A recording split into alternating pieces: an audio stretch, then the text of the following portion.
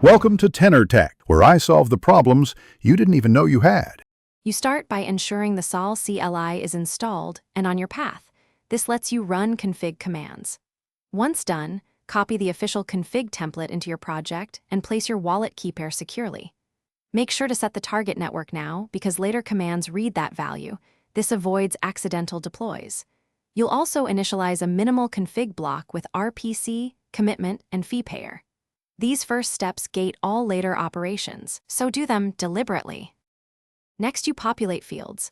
Set RPC URL to your chosen endpoint, pick commitment level, and assign a fee payer key pair so transactions sign correctly.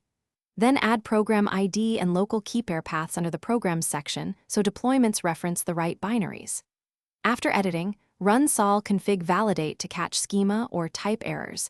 This validates structure and value ranges.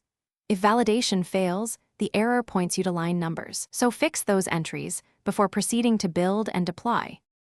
Finally, deploy with sol deploy using your config file so the CLI reads RPC, programs, and signer settings automatically.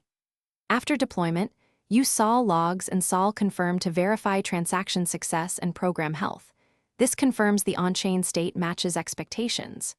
If something goes wrong, first check RPC rate limits and endpoint reliability, then verify key pair file permissions and exact program ID in config. Often a small typo or wrong fee payer causes.